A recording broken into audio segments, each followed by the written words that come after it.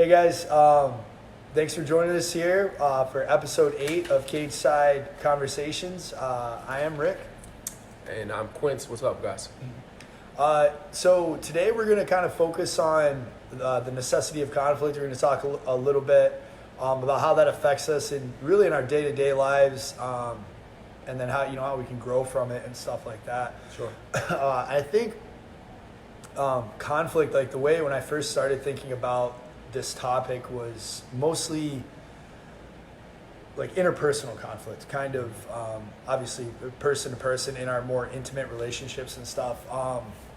Very specifically about like romantic relationships. And I know me personally, I've had relationships in the past fall apart due to my inability to kind of resolve conflict and move past it, right? So the pattern, and I think tends to be for a lot of people, is that you have a fight, you kind of ignore the negative emotions that go along with that. So you get mad or you get sad, you process it on your own, or maybe you don't even process it, you just kind of let it go, and then eventually you and the other person pick back up, kind of business as usual, and never really resolve that, never really move past it, right? I think it's very ingrained in us to avoid conflict and kind of take the easiest way out, right? So when you have a fight, if you don't sit there and argue with the person, and if you don't figure out how to get to a point of mutual understanding or mutual respect, or even understanding of why the issue was created in the first place, ultimately I think it just kind of stacks and builds on itself and becomes problematic, right? Sure. But I think when you find somebody that you can argue with and that you can have that conflict with, right? And you agree that you're going to work through it no matter how painful it is, I think ultimately you become kind of stronger for that. And I think it kind of builds that connection there. Yeah. I would say, a solid practice or productive practice in that is gonna lead to productive results. Right. And I think I've certainly, looking back, fall into the same category where when it comes to conflict, it's in my mind it's gonna get messy. Often I won't say anything, or I'll freeze right up and think that the silent treatment is the best way, just so I don't say things that I can't take back. Sure. or vice versa. And so even thinking about that, I think a lot of people avoid conflict because of how it relates back, like way back in the days, like prehistoric days, as far as how the mind is shaped. And with the formation of the amygdala, in the back part of the mind, which is the instinct part of the brain, sure, the emotional part of the brain. And I think that's where we get our our fight or flight or freeze responses, sure, which I think is our natural reaction to those sort of instances. And in a lot of conflicts, you're going to take it head on and fight. You're going to run away from it or avoid it completely, which is flight, or you're going to give them the silent treatment, which I guess is freeze. Freezing, sure. And depending on the conflict itself is going to determine what reaction, but I think some of us are more prone to certain reactions than others. So I think when you were saying, once you find that person in which you can have productive conflict in, right. That's not only a recognition of what responses you are prone to, sure, but also what responses the person you are talking to sure, is prone to as well. Yeah, absolutely, man. I think that so kind of that evolutionary structure, Sure, kind of like you touched absolutely, on, to shy away from conflict, right? Because conflict, and especially if you look at it in I guess prehistoric terms, a lot of times conflict is kind of life or death. It was life or death. Yeah, so Definitely. so when that conflict presents itself again, whether it be a predator basis or whether it be fighting with someone over a food source, a lot of times whoever wins that conflict is going to be able to stay alive and the other person dies. Sure. So, and I think there's a tendency for us to, our knee-jerk reactions, our emotional responses are ones of survival, right? So you have that conflict, and I know a lot of times I've approached conflict, especially again in romantic relationships, this seems to be so much more prominent, is that we approach a conflict, an argument, a disagreement, whatever, and I think there's still kind of a little bit of life or death sensibility attached to that, right? So the life or death of the relationship. Right. If this conflict goes poorly, the relationship dies. Sure. And so in our minds, in order to save the relationship, we avoid that conflict. Sure. Which I think ultimately, at least definitely through my own experiences, has ultimately led to the downfall of the relationship, is avoiding that conflict. So you think, your initial response is, okay, avoid this because it's for the best. This is unnecessary conflict. And if this conflict goes poorly, the relationship dies, so you avoid it. But I think instead of learning, like you said, what responses you're prone to, what responses your partner is prone to, and being able to understand those and resolve that conflict, I think ultimately you end up creating more distance. Yeah. Right. So you avoid that connection. Yeah, I think, like you said, either the relationship dies, your idea is that the relationship dies, or your sense of self and individuality dies. And that's what I think people try and hold on to, because I think when people are in conflict, when they have these differences, and the differences that separate us, these ideas that we keep, whether right or wrong, they represent us to a certain extent. Sure, and I think that's why people fight so hard for them. Right. And it's just wild to think that we're still, even in the modern day, using that same knee-jerk reaction or that same reptilian brain to try and solve modern-day conflict. Sure. Which I think is where we come into a lot of our problems. We don't want to relinquish any ground. We don't want to admit that we're wrong, lose our life essentially, Sure. or our individuality. Sure. So I think that makes it a lot tougher. I think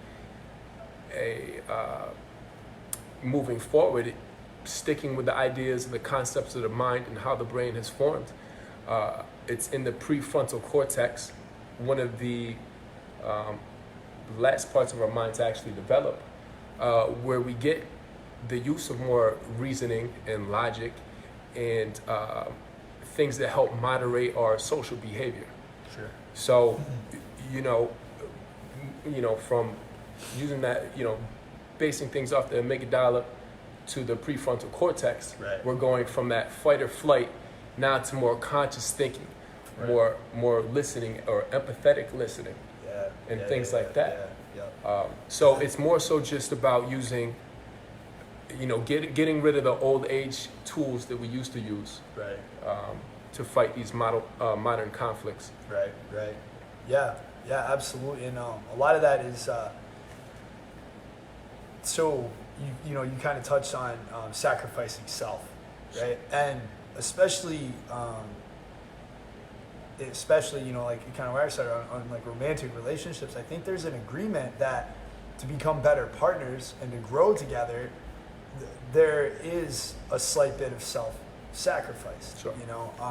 So the give and take, right? And you look at anytime you talk to somebody who's been married for a long time or had a long-term successful relationship, they always talk about that, right? And so that pride and that ego of being unwilling to sacrifice that, I think it's been built up as an acceptable kind of social construct, is that, don't sacrifice yourself for other people. But if you find someone and you truly believe in developing that connection with them, I don't think there's anything wrong with being wrong. I don't think there's anything wrong with admitting, okay, well, these are patterns of behavior that I have, and they're negative, and I'm okay with changing them, especially for the sake of strengthening that connection ultimately. Sure.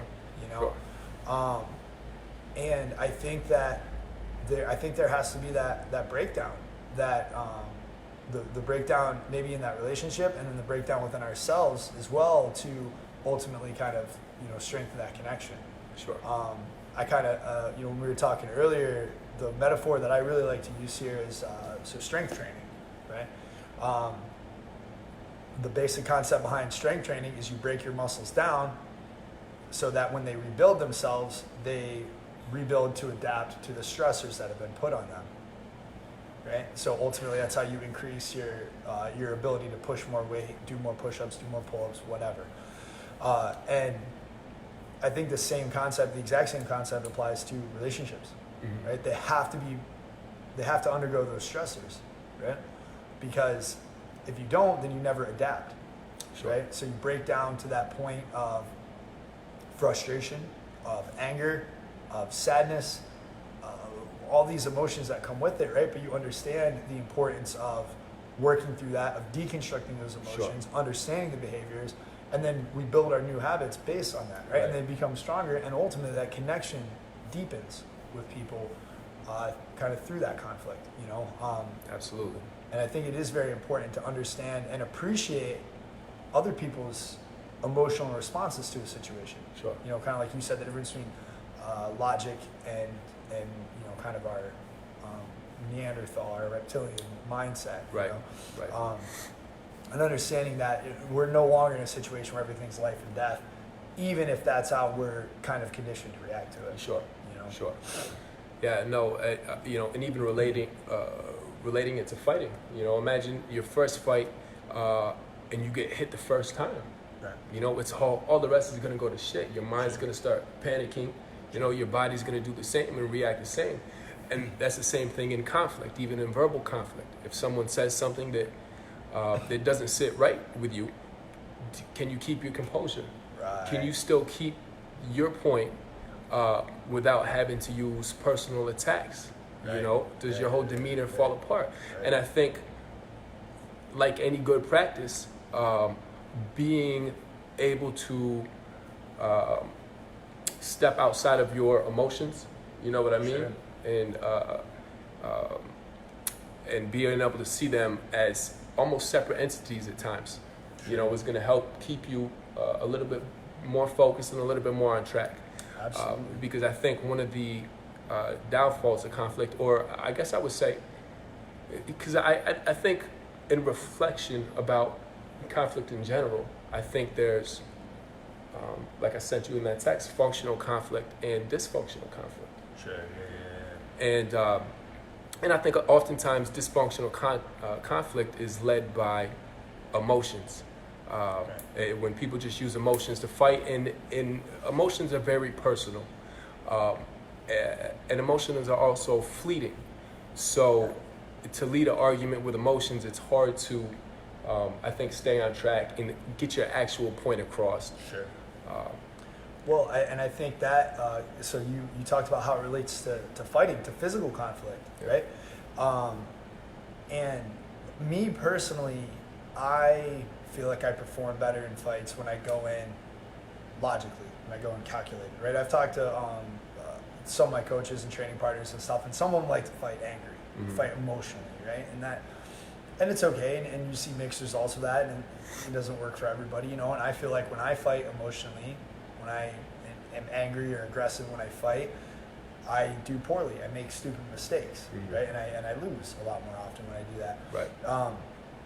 And then I feel, and I get frustrated later when I have fought emotionally because I don't feel like the lesson is as profound. I can't go back and technically break it down. I just have to say, all right, I got to get my head on my ass and remember what I'm doing, you know? And that corresponds directly to emotional arguments. Arguments that I've had with people that I've looked back on with regret are ones that I've been angry, ones that I've yelled, ones that I've, you know, feel like I've lost control of my temper. And the arguments that I look back on and reflect on and think, okay, yeah, like obviously there can still be emotion involved, but ultimately weeding through that and trying to understand and making yourself empathize and think about it and approach it logically, and those are the ones that I grow through, you know, and those are ultimately people that I still have in my life, you know, whether it be, you know, again, like I said, romantic entanglements or just friendships, you know, and then what you mentioned about when you get punched in the face for the first time, the reaction is always to flinch. Reaction is always an emotional response. It's always flight response. Or that instinctual, for sure. Instinctual, for sure. But over time, you learn to override that. You learn to build a logical response. Like, okay, well, if I flinch, he's probably still going to hit me and still move forward, you know? Right. So, you know, you cultivate this reaction where you can slip a punch, you can roll a punch, Sure. you can counter punch, and you know, stay engaged instead of just running away and being afraid of getting hit. Sure. You know, and like you said, the first time you get hit, it sucks. Yeah. And you don't react well to it, but you have to condition yourself to it. Yeah. As crazy as it sounds, one of the things you have to learn is how to get hit. Right. And I think that's a direct metaphor for conflict. You have to learn how to process it when somebody says some shit you don't like. Mm-hmm. You know, and you know, if somebody says some crazy stuff, or especially like you touch on, if somebody attacks your character, or somebody uses slander, or somebody starts calling you names and does this, you know, graveyard. This dysfunctional conflict. Yeah, dysfunctional conflict, right? And so to be able to still act functionally in the midst of a dysfunctional conflict is a trained response, and it's something you have to practice. Sure. You know, And even if acting functionally means to, because honestly, when it comes to personal attacks, or once the conflict becomes dysfunctional, that's kind of my cue. It's like, oh, this person's not here to learn anything. Mm-hmm. Which means if this person's not here to learn anything, that means what can I learn? Right. Then I'm not here to learn it. And if I'm not learning anything, you're not learning anything, I'm out. Right. You know what I mean? Right. So I think stuff like that, those personal attacks or those emotional responses, are signs that we are not practicing functional conflict within ourselves and within with others. Sure. Yeah. And that ties into something interesting that you and I were chatting about earlier, is this notion of, if I don't respect you, I won't argue with you. Yeah. Which I think a lot of people have a tendency to say, well, this guy's arguing with me, so he doesn't like me. No. If I don't like you, if I don't see any value in having a conversation, I won't approach that conflict. Because like you said, it digresses so quickly and it falls apart and it becomes dysfunctional. And what's the point? Sure. What's the point? If I don't think that there's going to be any value in what you have to offer, I'm fine with being proven wrong. Mm-hmm. You know, once you get to that point where if you enter a conversation or you enter a conflict or you, whatever situation you enter, if you're not willing to be proven wrong, if you're not willing to lose, then there's nothing to be gained. You know, if you walk into a fight and you know 100% you're going to win that fight, what the hell's the point? Right. You know, you might have just stayed at home and hit the bag. Right. You know, if you know 100% you're not going to lose that fight, there's no point. There has to be some risk of losing and being proven wrong. Sure. Because that's how you learn. And yeah, it's nice to win. It's great to win. Yeah. But if you lose, you learn. As long as it's a functional conflict. Mm-hmm. You know? And ultimately, conflict's not something I think that can be avoided. No, like we were saying before, it's everywhere. Yeah. You know, we all thrive off of it. It's everywhere you look. It's in politics. It's in sports. Sure. You know, it's in art and music. You know, I swear every other day, you know, you'll see a post saying, oh, you know, top 5 local rappers, you know, on the list. And who do they list? They list all their friends. Sure. And that's, for the most part, you know, when we're dealing with local, that's what everybody's going to do. So it becomes an emotional debate. And so, you know, although I might have my favorites, that's not necessarily a conflict I need to hop into, this emotional debate back and forth. Right. So it's almost more so entertainment, and that's fine too. You know, and that's fine too. But like I said, you know, sometimes you just get those red flags that kind of show you either where that person's at or where the conversation is going. And I think through practicing conflict, so I keep saying practicing conflict, but I think the real practice becomes in the resolution of the conflict. But I think you recognize early on if it's going to be functional or dysfunctional. Yeah. And like you said, if it's going to be an emotional argument the whole time, if there's no room for logic in that, immediately that's a clue that it's a dysfunctional conflict. You know, and there's no real reason to engage in it. Sure. You know, because like you said, the goal, like, there's opportunity in conflict. Yes, you know what I mean? yes. There's progression in conflict. Yeah. I don't think you can really get to that next level without fighting either where your mindset is now opposed to the mindset you want to get to. Right. So whether it's just personal or, you know, amongst other people or a group, there's going to be conflict and a difference of opinions and ideas Sure. before you can progress. Let's talk about that. Let's talk about the next step to conflict. Mm-hmm. Right. For you, what's the next thing? What are you looking for?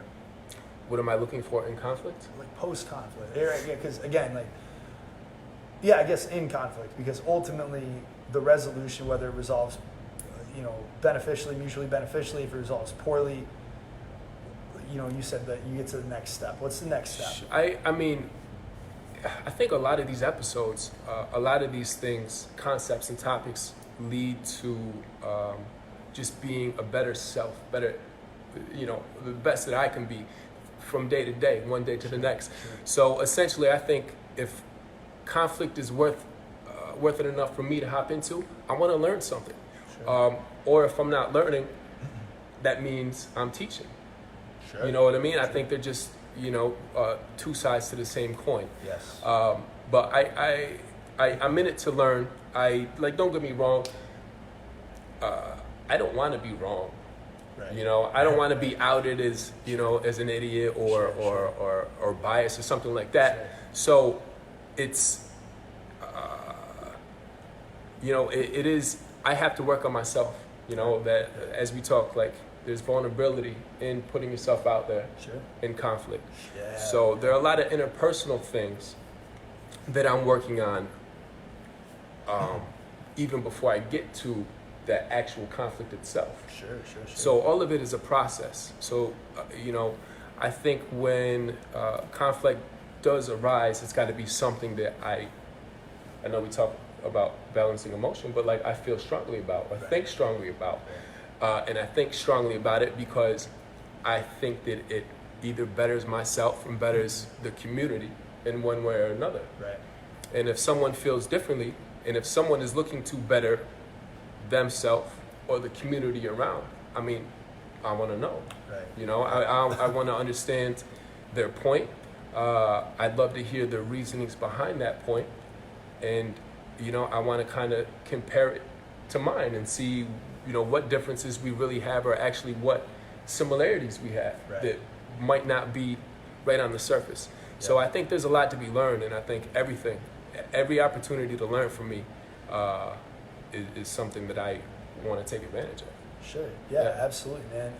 And something interesting you said there that resonates with me is you said you're only going to, so basically in this context right now, we're examining conflict as an argument. Sure. Right, disagreement potentially, right? Conversation, however you want to examine that, right? But so conflicting ideas, right? At least a disagreement, right? And you said you're only going to engage in this conflict if you feel passionately, if you feel strongly about something. Mm-hmm. Typically, if you feel strongly about something, that usually is going to mean you're more educated on it, you're well read on it, you've explored it a lot on your own personal terms. Sure. For me, I'm not going to argue about something that I don't know anything about. Mm-hmm. I mean, for me, if I don't know anything about it, there's not going to be any conflict. Right. I'm strictly on the learning end of it, and so there's no conflict. So I don't have a conflicting idea. I don't know what the hell I'm talking about. Right. So typically, and I've told people this when I'm arguing with them before, like, look, I'm not going to assert a point if I'm not confident in it. Sure. I might be wrong. Sure. But I'm going to have reasons to back it up, and I'm going to be able to have a conversation about it. And if I don't know shit about it, there's no conflict to be had. I'll say straight up, I don't know anything about this. Tell me what you know. Yeah. There's an immense amount to be learned through conflict and through functional conflict, through engaging. And so then it becomes an exchange of ideas, right? So if we approach it logically, instead of a disagreement, it becomes an exchange of ideas. Now, because we have conflicting ideas, we can still kind of throw this in under the umbrella of conflict. Right. And how we benefit from that, right? Absolutely. Now, me personally, and I kind of touched on this earlier, especially if I have a very heated argument with somebody, friends, significant other, whatever, if we're able to turn a conflict into a functional conflict and work through the other side, and like I said, I feel like ultimately that really strengthens that connection, that personal bond. Absolutely. Right? Because I think you build a little bit of trust in that person. You build the trust that they're not just going to disappear because you had a bad emotional response to something. Mm-hmm.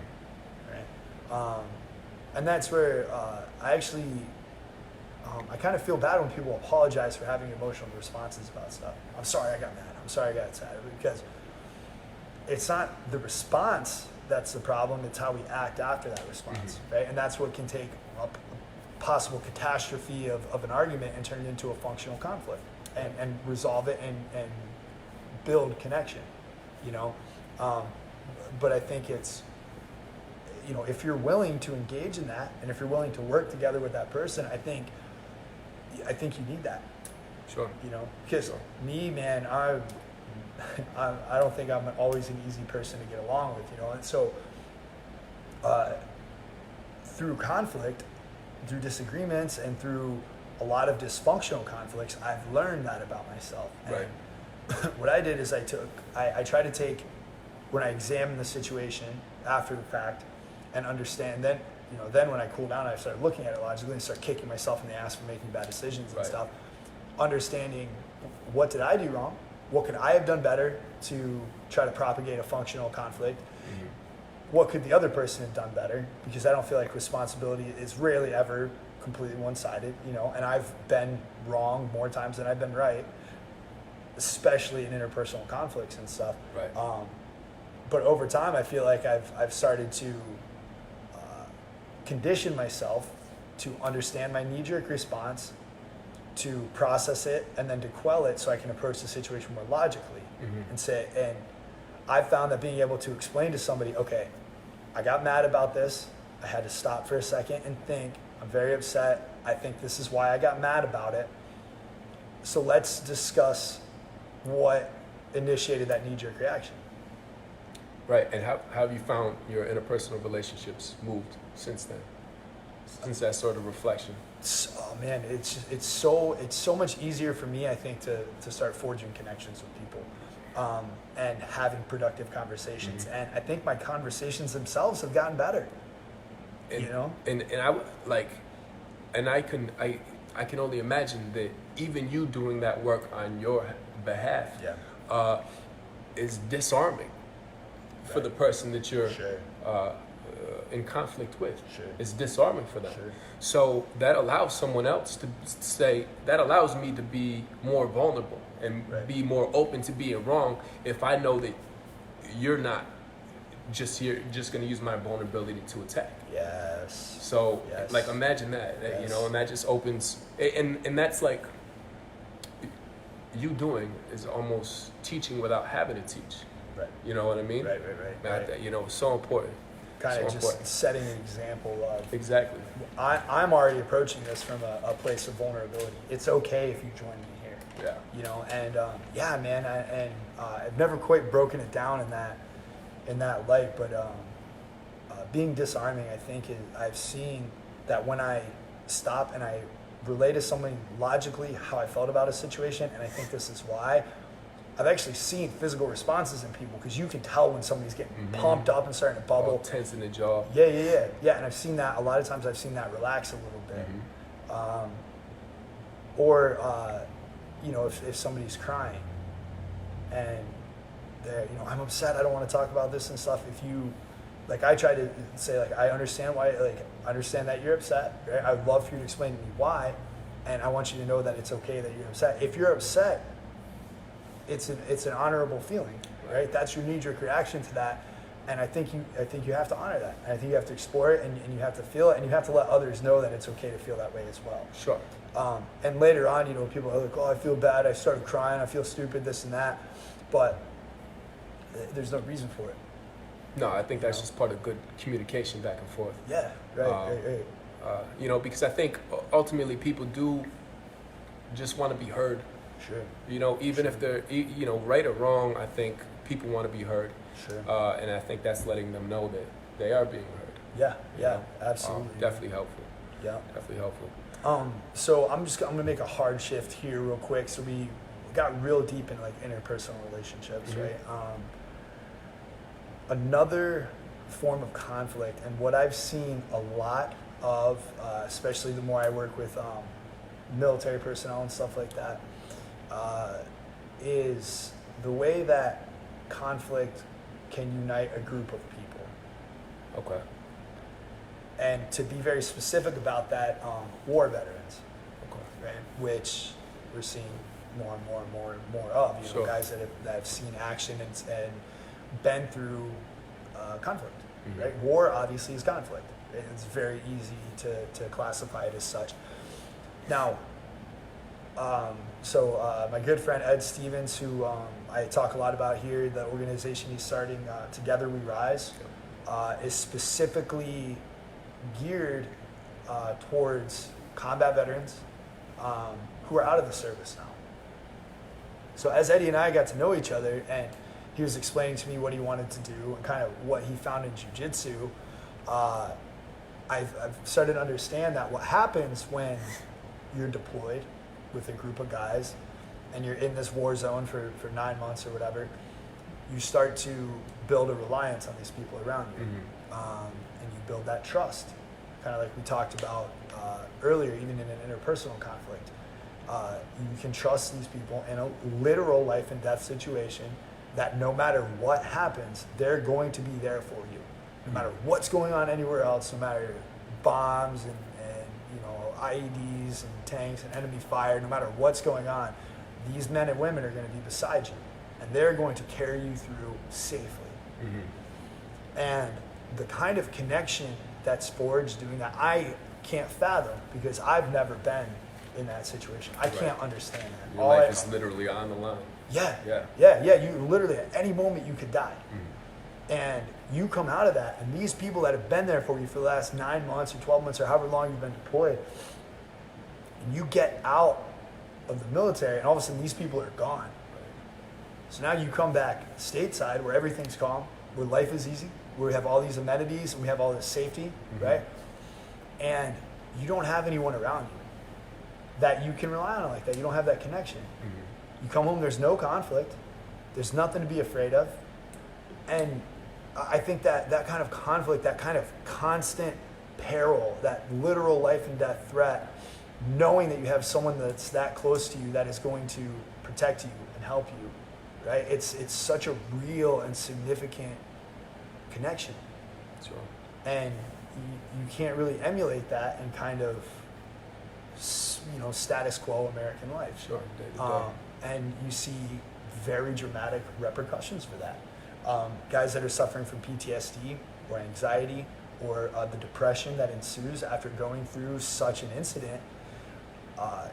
Suicide rates are high for veterans, right? Because they can't find that connection anywhere. So what Together We Rise is doing is taking guys that have had these experiences, and they're helping them find conflict that is going to help them reestablish that same connection. So it helps them find conflict. So that's interesting. Did he give you like examples of how they're doing that, or did he just say they were?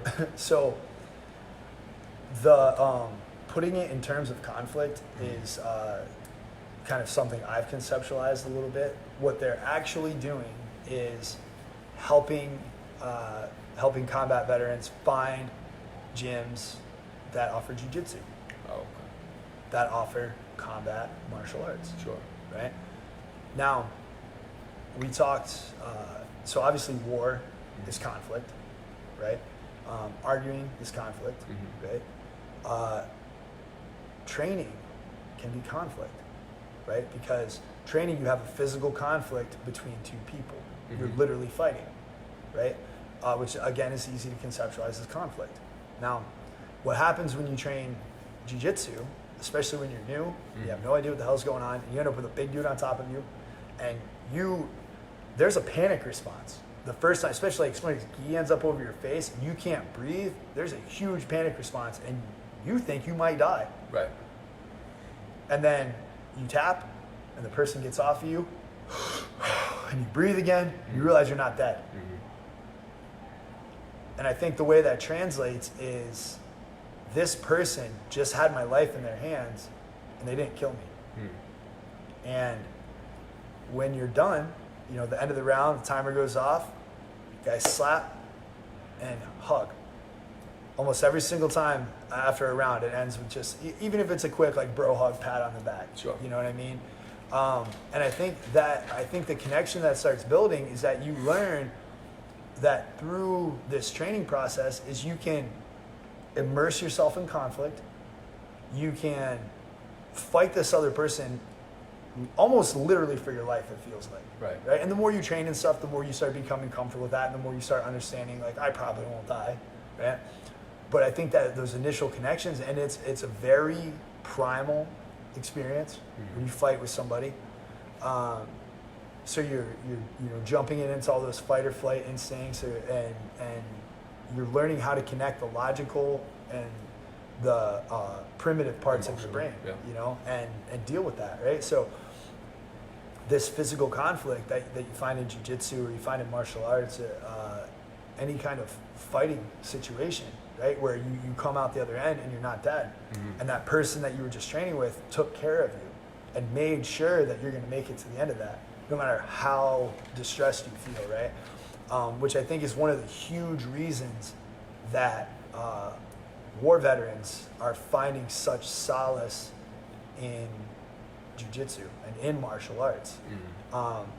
And it builds kind of like a brother and sisterhood, you know what I mean? The same people you see every day are coming in, they're constantly training, you're exposed to them. Right.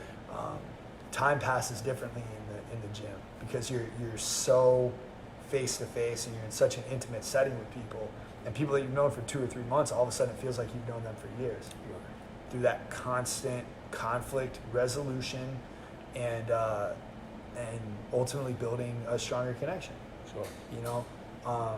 And it's one of the most amazing things to see is people that didn't know that that's what they were missing be able to find that, and especially in such an extreme situation as people that have been to war, have people that We Defy is another organization that works very specifically with veterans who have lost limbs in war and stuff.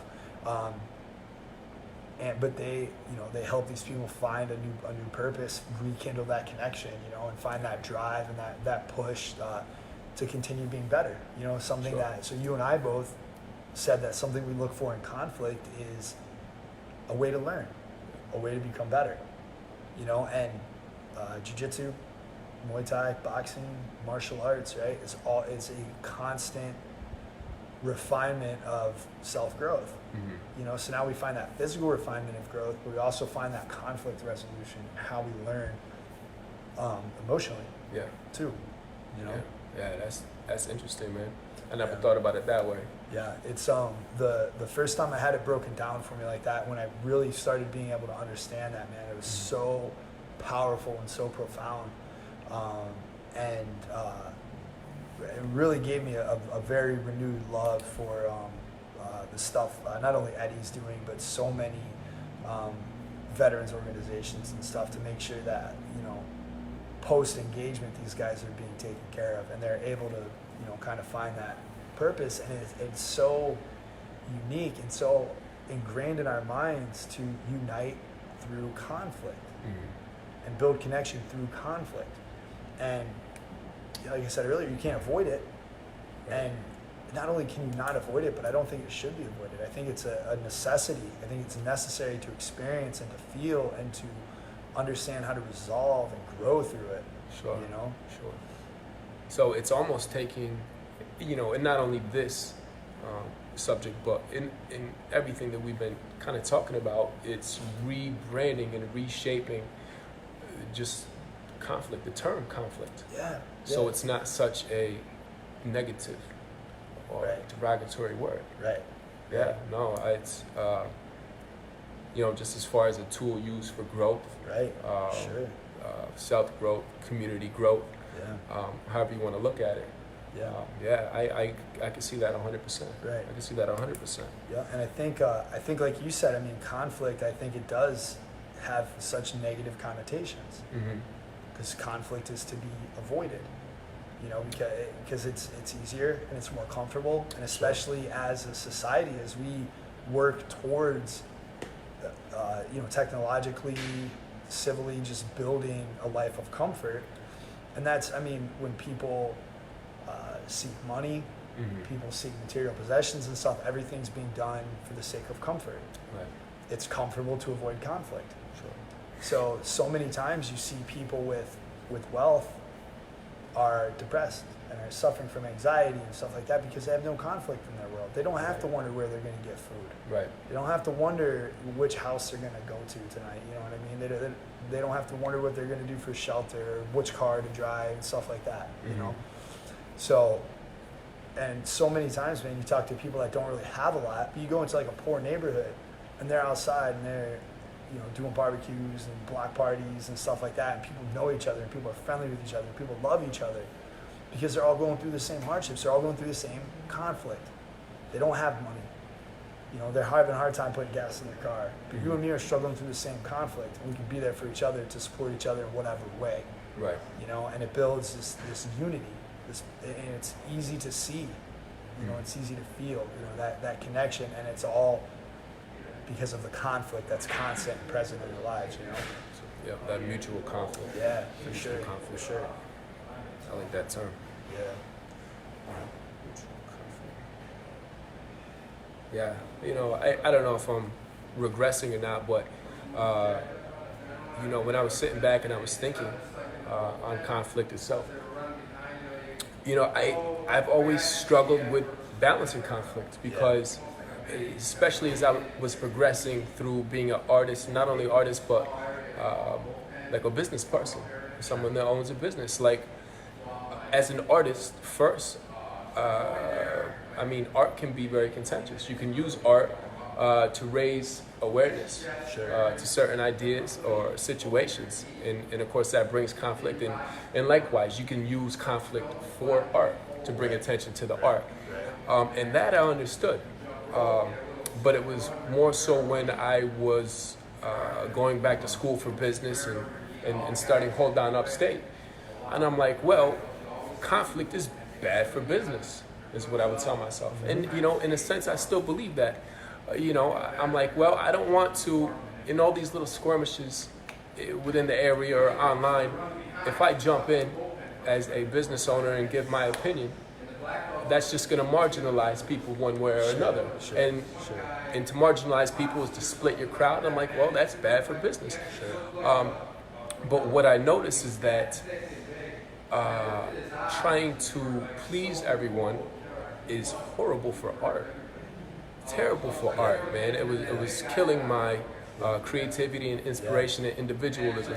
And so that's when I started redefining conflict as functional and dysfunctional conflict.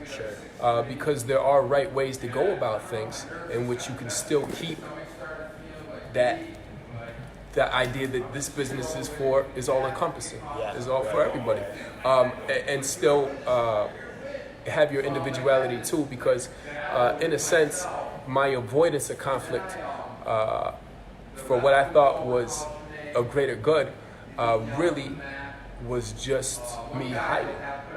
It was just hiding in a sense, because you know, if you're not without conflict, you're not putting your opinion out there. If you don't have an opinion, you don't have a voice. And if you don't have a voice, you just become invisible. And so that's what I've been trying to come around on, and understand the proper practices of conflict. Still knowing when to get out of a conversation or a situation when that conflict is not going to bring growth one way or another.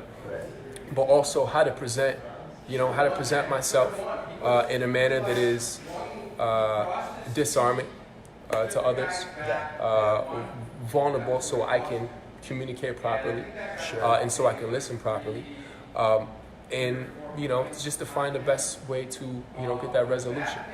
So it is all about redefining the definition of conflict. In all these matters. So. And and understanding the potential benefits of it as well. Of how, exactly. Because like you said, bonding through conflict. Because I was worried about, the crowd that I have. Oh, I don't want to split up the crowd that I have as a business. And I never thought of what can be gained? What's the crowd that can be gained? Right. You know, from actually hopping into conversations that bring conflict, Right. and hearing other people out, and having them hear you out. Right. So I think there's a lot more to be gained from functional conflict than there is to be lost from avoiding it. Absolutely. So I It's think that's important all. for ourselves too to establish a moral ground, like where our line is, and not just be business for business sake. Absolutely. So awesome, man. Yeah. Keep those conflicts functional, I think is the biggest thing. Sure, man. Absolutely, and understanding the difference. So yeah, we'll wrap it up right there. I like it, man. Awesome, man. Thank you guys again for tuning in. We'll be back next Tuesday. Yep. Might even have a guest. I don't know if we Yeah. gotta. We're gonna see if we can work that out. Sure. We'll keep it under the vest right now. We'll surprise you guys next week. So thanks for tuning in, and we'll catch you next Tuesday. Later, guys.